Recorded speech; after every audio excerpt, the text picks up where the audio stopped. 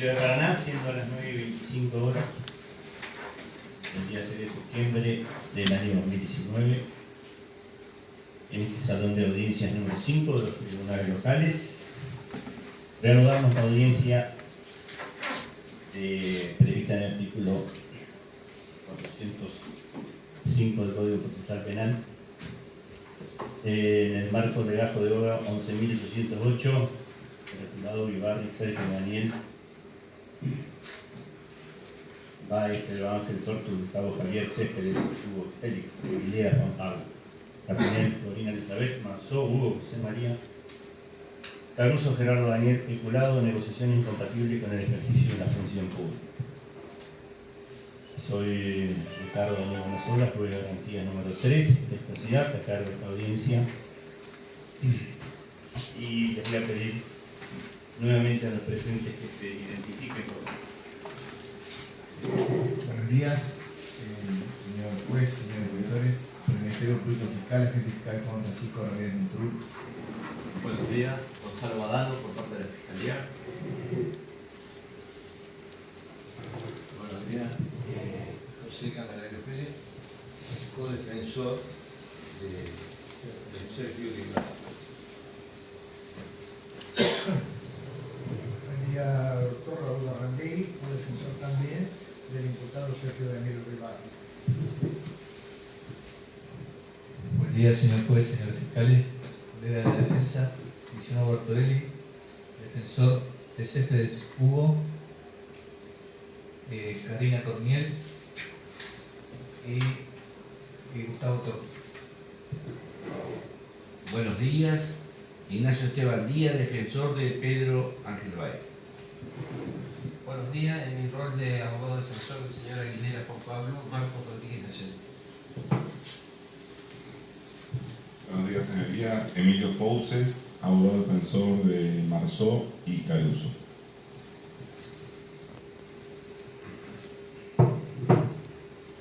Bien. Nuevamente buenos días, y ya entrando a la resolución del planteo que motivara este cuarto intermedio, desde ya adelanto que no habré de hacer lugar a ninguno de los planteos orquestados por los celosos defensores particulares de los imputados. En primer lugar,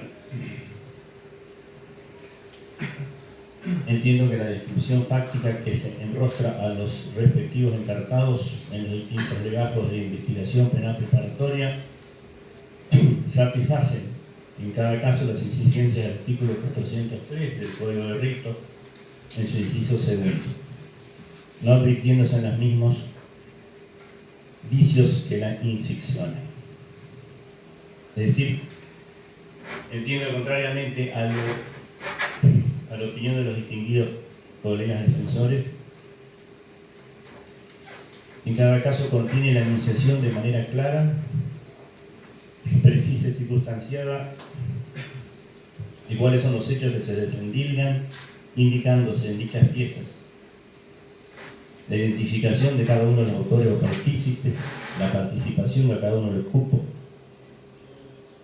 las maniobras desplegadas, los montos dinerarios comprometidos a través de los actos administrativos dictados en consecuencia con sus correspondientes fechas.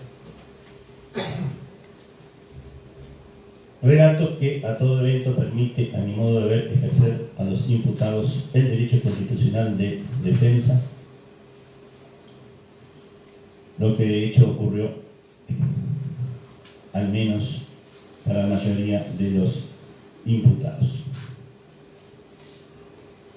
El caso particular es Céspedes y Tortu.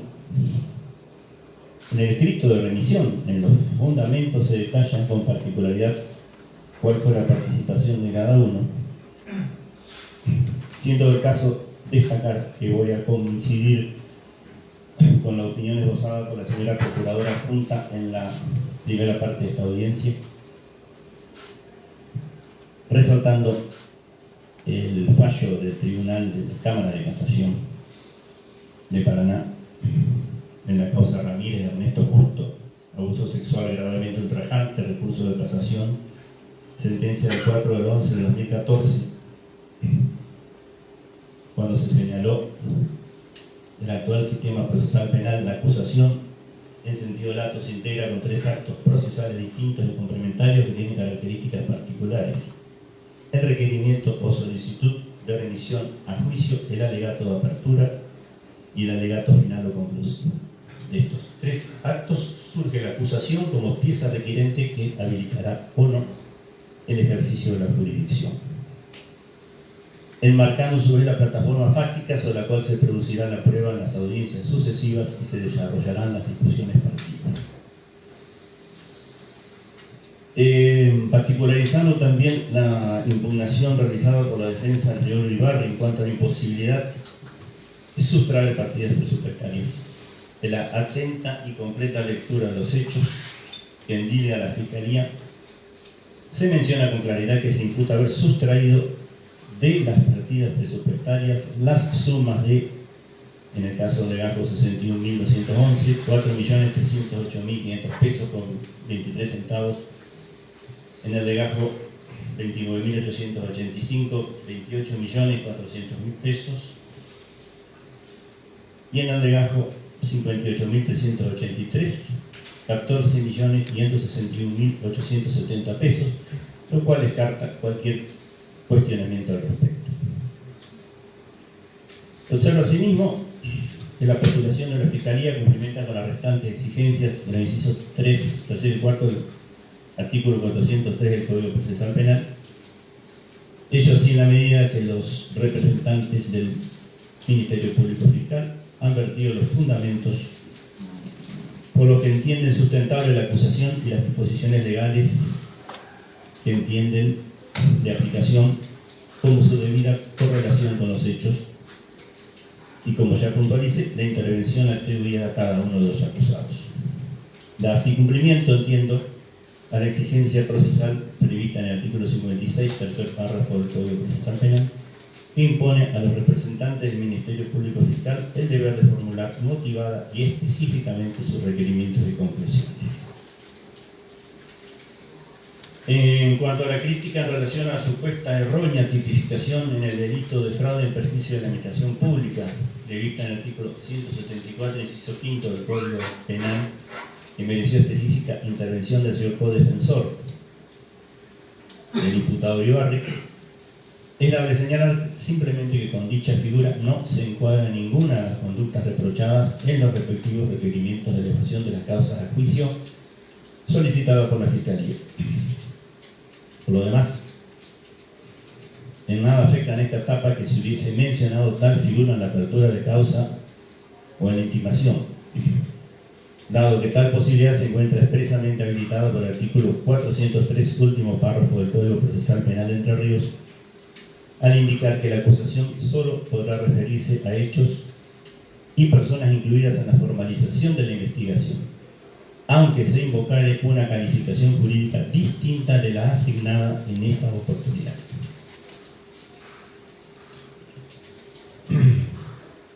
En lo que hace a la cuestión específica de la calificación legal, sí seleccionar al Ministerio Público Fiscal para encuadrar típicamente la conducta de los acusados, que mereció especial consideración de las defensas técnicas, sin entrar a un análisis más profundo de la cuestión que debe ser materia del debate oral y público. No parece en modo alguno descabellado el encuadre escogido por el Ministerio Público Fiscal a la luz de las descripciones fácticas y los argumentos desplegados, tanto en relación al peculado previsto en el artículo 261 del Código Penal, como asimismo de las negociaciones incompatibles con la función pública del artículo 265 del mismo. Un peculado cuya acción típica equivale a todo acto que importe separar, apartar o quitar los bienes de la esfera de la actividad patrimonial de la administración pública. Y el tipo del artículo 265 del mismo código, que se configura con la actuación parcial del funcionario público movido por un interés partido no administrativo, desviado por la prosecución de un interés espurio particular que condiciona la voluntad negocial de la administración. Cabe traer necesariamente a colación que la calificación legal de los hechos resulta una exigencia del pedido de remisión a juicio, pero que la misma es provisoria, en definitiva,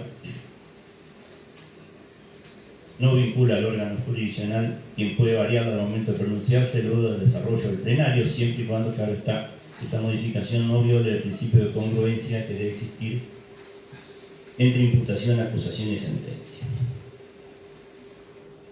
En este sentido, es dable puntualizar la inveterada y pacífica doctrina y jurisprudencia que indica, por citar solo un ejemplo, no se atribuyen en el proceso penal calificaciones jurídicas,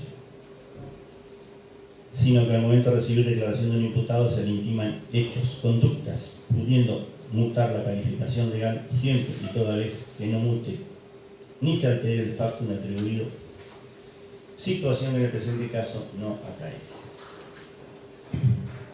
Razón por la cual, en modo alguno, se verifica aceptado el derecho de defensa, el debido proceso y el principio de congruencia. Es un fallo de la Sala de Procedimientos Constitucionales y Penales del Superior Tribunal de Justicia del 8 de febrero de 2010,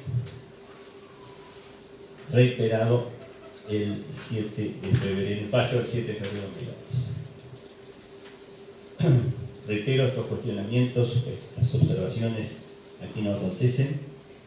A mayor abundamiento sobre que se juzgan hechos, el artículo 430, segundo párrafo del Código Procesal Penal, es claro cuando le impone en el alegato de apertura de la Fiscalía la obligación de señalar con precisión el o los hechos por los que acusa. En síntesis, de ningún modo el auto de remisión resulta nulo y debe pervivir, por cuanto en el mismo no se conculca ni se ha conculcado garantía constitucional alguna, no impide u obstaculiza ni lo ha hecho en modo alguno ejercitar la defensa material y técnica de ninguno de los acusados, no los coloca en estado de indefensión. Y además, por cuanto el sistema de unidades aceptado en nuestro ordenamiento procesal impone la interpretación restrictiva y establece que no corresponde la declaración de nulidad por la nulidad misma, sino que el acto atacado debe producir un perjuicio efectivo a la parte que la plantea, afectando concretamente una garantía constitucional, además de requerirse que dicha parte posea un interés en su invalidación. Fallos de la Corte Suprema de Justicia de la Nación.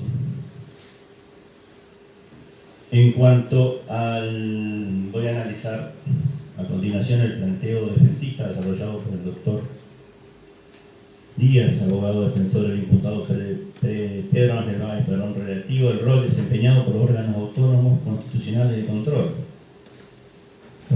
Contaduría General de la Provincia, Tribunal de Cuentas, y sus decisiones aprobatorias sobre el manejo de los fondos del erario y la la responsabilidad que les cabe por dicha labor. Tal como ya lo sostuve y fundamenté en ocasión de rechazar la excepción de falta de acción deducida por los autores Barrandegui y Díaz en estos mismos actuados, y que por esa vía incidental pretendían idéntico resultado, es decir, el sobreseimiento de sus defendidos, en resolución de fecha 16 de 4 de 2019 y que fuera confirmada por el vocal del Tribunal de Juicio y Apelaciones, doctor Labriola, me voy a remitir en honor a la brevedad a los argumentos allí vertidos,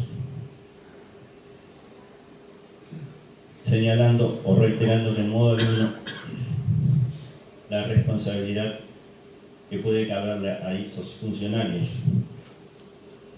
por su labor, sus decisiones aprobatorias sobre el manejo de los fondos del erario, en modo alguno torna automáticamente en atípica la conducta de los acusados y por ende reitero no puede fundamentar su sobreseimiento.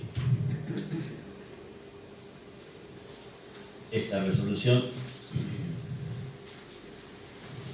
vale recordar, se encuentra firme y consentida y coincide en sustancia con otros procedimientos o pronunciamientos similares que se dictaron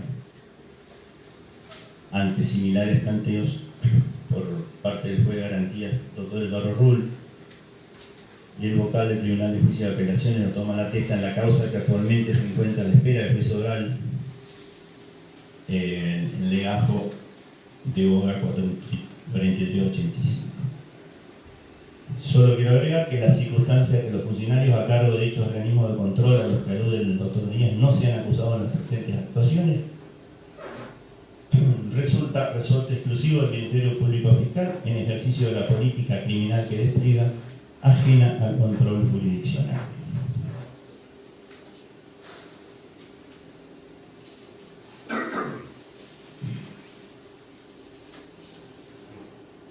Yendo o continuando con este análisis en cuanto a la procedencia, en esta instancia del sobreseimiento de los imputados, reivindicando una vez más, por si hiciera falta, aunque nadie le ha cuestionado, las facultades legales que poseo de dictar en esta etapa intermedia el sobreseimiento de los imputados por todas las causales contempladas en el artículo 396 del Código Procesal Penal de Entre Ríos. Entiendo que esas atribuciones, esa potestad, pueden y deben ejercerse en la medida o en tanto en cuanto no impliquen para alcanzar la conclusión desincriminante, con los efectos que sabemos que cierra definitivamente el proceso en favor de quien se lo dicta, equiparado en esto a una sentencia absolutoria. Reitero, esa decisión no implique tener que efectuar un debate anticipado que incumbe con exclusividad del tribunal de juicio.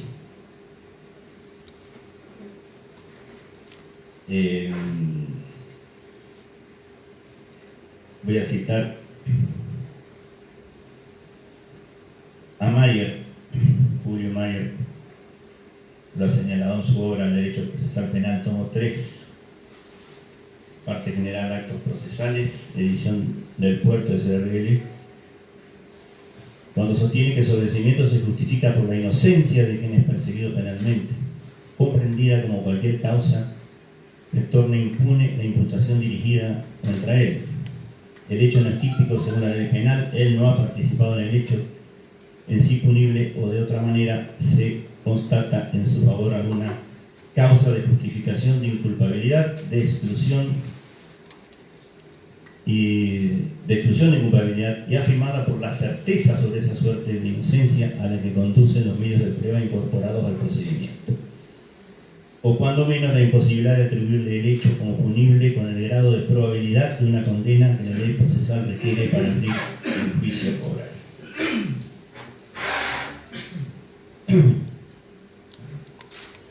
Del solo análisis de los fundamentos del requerimiento de la apertura de causa de juicio que ha hecho la Fiscalía en los 3 legajos acumulados,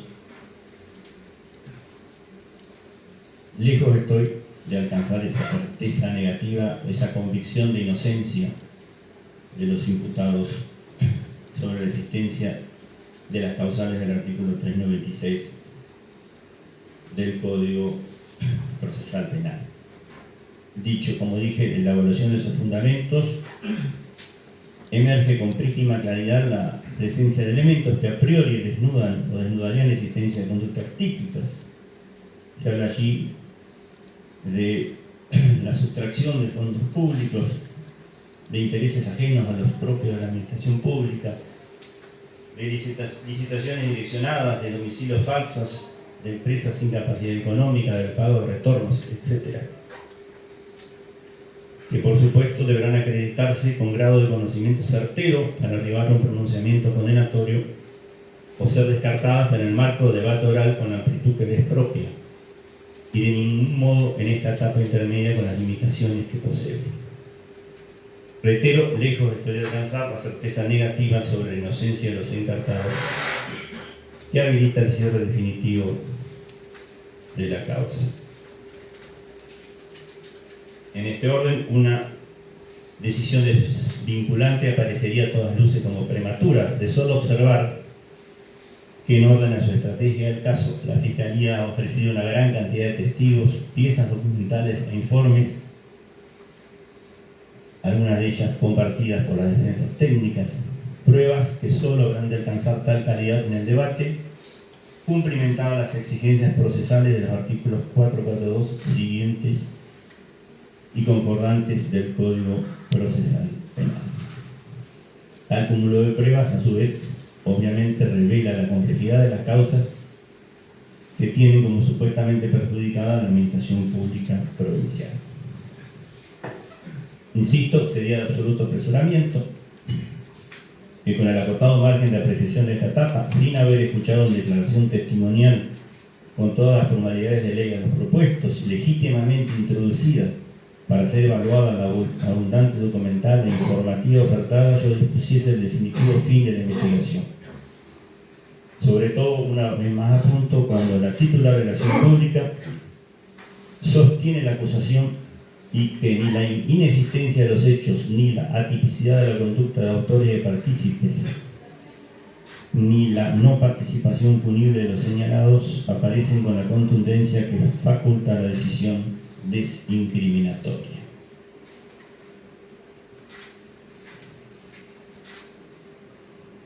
Debo puntualizar necesariamente en relación al desempeño funcional del Ministerio Público Fiscal, cuando, como ya lo he hecho en otras ocasiones que he tenido o he debido pronunciarme en hechos de trascendencia por involucrar a funcionarios, en ese caso particular municipales, el criterio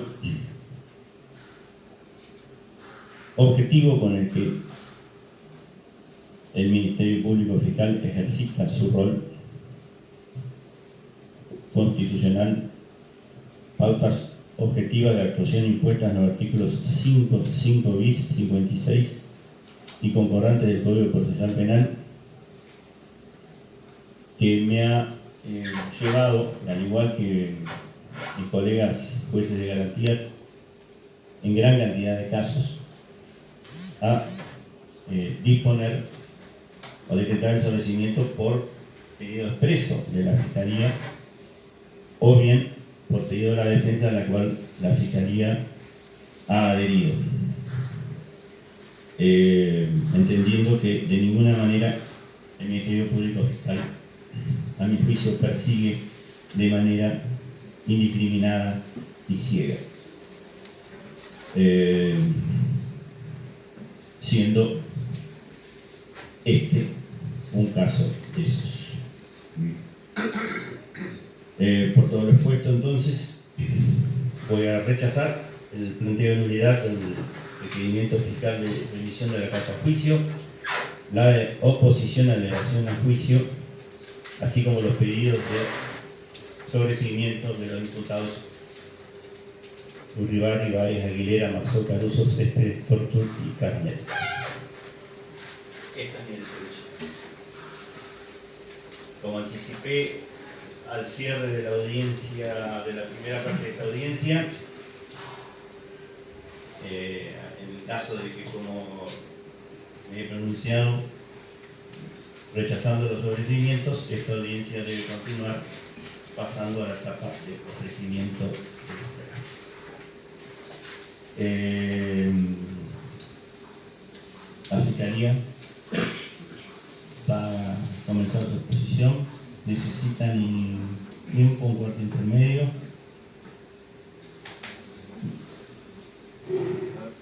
Puede llegar a ser útil, atenta a la voluminosidad de la causa, tal vez hacer un cuarto intermedio para ver si en algunas cuestiones podríamos llegar a poner un acuerdo con la defensa, si es que está de acuerdo la defensa, y sentar sobre qué cuestiones se puede llegar a discutir.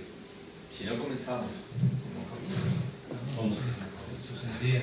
Sí, doctor Bartolomé. Sí, yo en el carácter de la contadora Paulina Carnier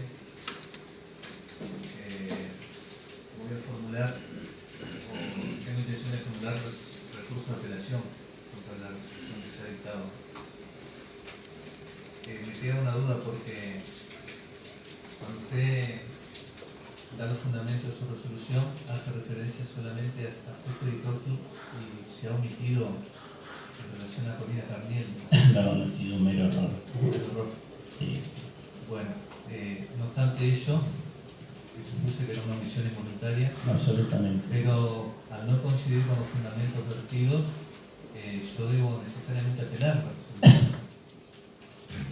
Para ello requiero contar con el plazo para efectuar los fundamentos, salvo que usted disponga lo contrario y lo esbozo en esta misma audiencia.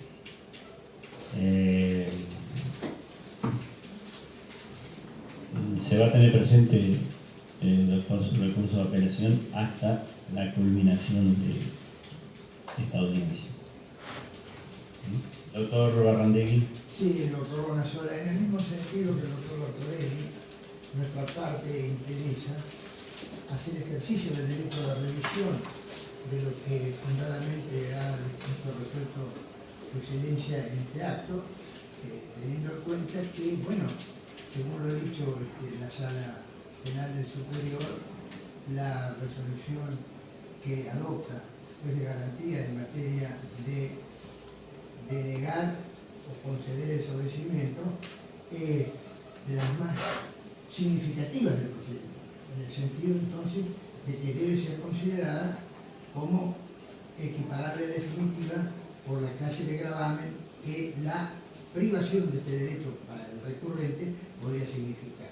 Así que bueno, dejamos interpuesto este recurso de la apelación por el interés de Sergio Daniel Olivarri y manifestamos que vamos a hacer uso del derecho de fundar dentro del plazo que el rito nos concede, solicitando además para poder examinar y despedirnos con fundamento y la seriedad que la sentencia o el auto de la transferencia merece, se nos está entrega en este acto de una copia, como dice el rito. No sé si la copia será de la videofilmación o de algún tipo de grabación, pero bueno, no queremos fundar dentro del plazo que el código nos permite la procedencia y la admisibilidad de este recurso sin leer con detenimiento o escuchar, en todo caso con detenimiento, la decisión y los fundamentos de la audiencia.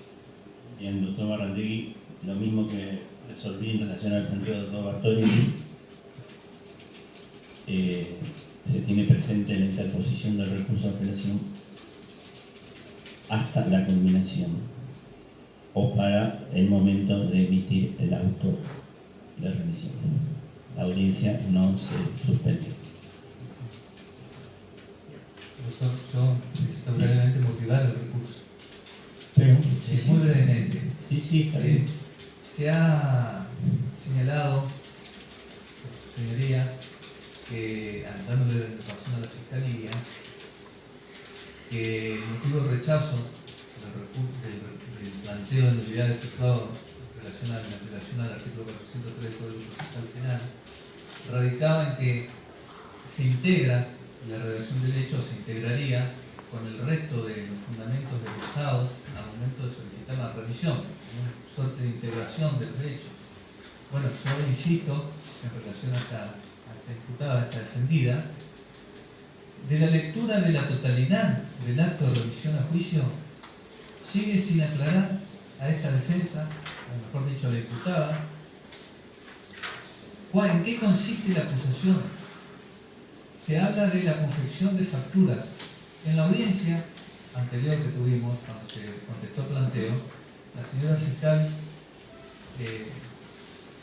agregó en su alocución que se trataría de factura falsa. O sea, incorporó un elemento que no está descrito, reitero, al momento de la redacción del hecho, al momento de aquella redacción del hecho que se le hiciera a la imputada para que ejerza su defensa material. Tampoco está descrito en todo el cuerpo la fundamentación de la remisión a juicio, ni en la audiencia se hizo. Por ejemplo, si se trata de una falsificación material o intelectual, y respecto de cuáles facturas o mínimamente a cuáles de ellas se refiere o en qué consiste la falsedad misma. Es por eso que en esas condiciones mi defendida no pudo ejercer jamás válidamente su derecho material a la defensa, ni puede hacerlo en esta audiencia, ni podrá hacerlo en un eventual debate ante tal comisión. Como bien señaló su señoría, y estamos de acuerdo, no puede aprobarse una sentencia si no hay correlación entre el hecho y la imputación. También señaló, y la misma sentencia, ¿qué es lo que está faltando en este caso particular? También señaló que debe establecerse con precisión los hechos sobre los cuales se basa la imputación. Lo hizo su señoría cuando se refirió a la cuestión de la calificación, y coincidimos con eso. Lo que se imputan son hechos, y es precisamente la eficiencia en los hechos lo que esta defensa ha planteado. Esos son los fundamentos que doy para el recurso de apelación de interés, porque creo que no queda claro mínimamente sobre qué debe defenderse Corina Carnier, la contadora. Si bien es cierto que en un comienzo de toda investigación penal preparatoria puede haber un hecho redactado de manera más lábil por lo primigenio del proceso, es cierto también que la ley fulmina la nulidad si en la remisión eso que fue de manera genérica esbozado no se concreta. Es por ello que dejo expresamente fundada la apreciación y reitero el caso federal oportunamente planteado. Sí, doctor. Sí, doctor. Sí. Mire, yo creo que su incidencia, los efectos del recurso de apelación a la defensa, de acuerdo al 493, tiene efectos suspensivos de la audiencia. O sea, en realidad el fundamento, ¿cuál es? El efecto suspensivo, que a partir de ahora de los recursos usted pierde la competencia. O sea, yo creo que decidir sobre la prueba en la cual no tenemos ningún problema, pero en realidad sigamos el código de procedimiento, porque en realidad estamos violando el debido proceso. Y también derecho de defensa que algunos quisiéramos tener los días que nos permite para fundamentar bien la decisión dispuesta por su excelencia. Bien.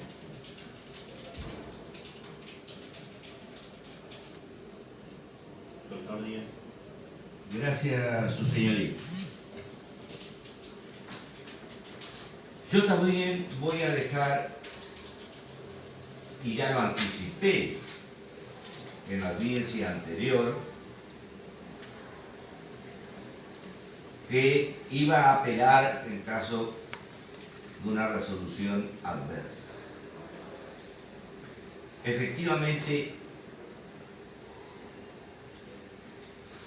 por supuesto que, dada la importancia, al menos para esta parte del planteo efectuado en relación al peculado y su inexistencia respecto a mi defendido en dos causas de las acumuladas, necesario es que, con la seriedad del caso, utilice el plazo legal para fundar. De esta manera voy a dejar introducida así la apelación, cuyos fundamentos oportunamente en tiempo y forma plantearé. En relación a lo expresado justamente por el doctor Pérez, no sé si cabría decir acá que podría existir, o que existe, o que ejerzo el derecho a un recurso de reposición de su parte en cuanto a la decisión de no suspender el cambio.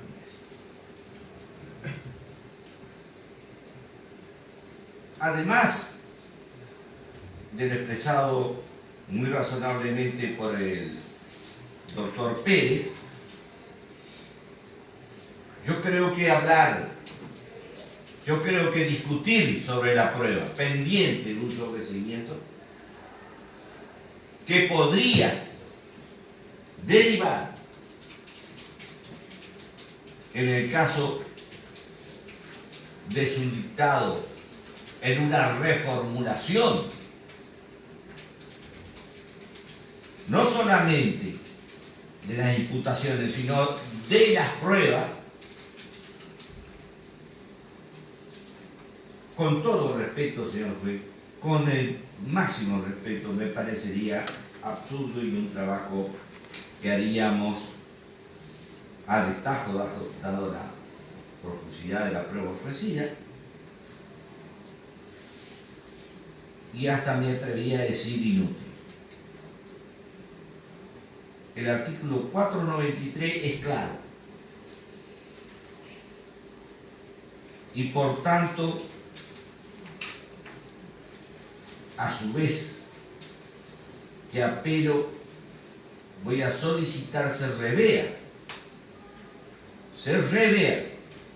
la posición de vuestra señoría en el aspecto de que considero debe suspenderse esta audiencia en el tratamiento de la prueba hasta tanto se tramite y resuelva el recurso de apelación. En mi caso será el de todos los que ejerzan ese derecho, se resuelvan las apelaciones deducidas. Gracias, su señoría.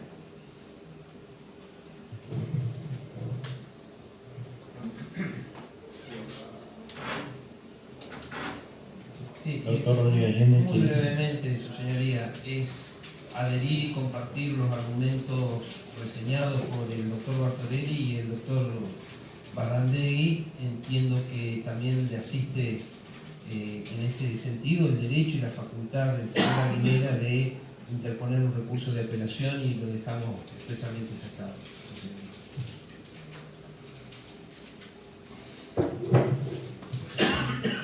Doctor Fauces. Señoría, voy a compartir, por supuesto, los criterios definidos por los defensores que me precedieron la palabra, pero puntualizándolo y particularizándolo en la persona de mi defendido, el señor Hugo Marzó. En ese sentido, y por no coincidir con el fallo que usted acaba de dictaminar y considerar que el mismo le produce un gravamen irreparable a mi defendido, es que vengo a interponer un recurso de apelación en primer término y también un recurso de reposición respecto de lo resuelto por vuestra señoría en cuanto a la continuidad de esta audiencia. Y quiero brevemente hacer una primera aproximación, más allá de que voy a solicitar, se me conceda el plazo de ley para fundarlo más acabadamente el recurso. Quiero decir que me agravia como defensor y agravia por supuesto a mi defendido la resolución en cuanto a que no se puntualizó en el caso concreto de ellos cuáles eran los motivos para que llevaban a vuestra señoría a manifestar que no tenía ese convencimiento de que existían las circunstancias para poder dictar un sobreseimiento en esta instancia. Cuando esta defensa considera que sí lo existen y así fueron expuestos en el momento de la primera parte de la audiencia. Entonces, con el mismo criterio hubiera pretendido esta defensa que se haga un análisis de las cuestiones particulares, porque la sentencia de vuestra señoría engloba a todos los imputados y es su análisis para rechazar los pedidos de sobreseimiento. El argumento es común a todos cuando considero, por supuesto, como es en el derecho penal, que cada uno ha tenido una conducta o no desplegada que merece un análisis particular en cada caso. En el caso de mis defendidos,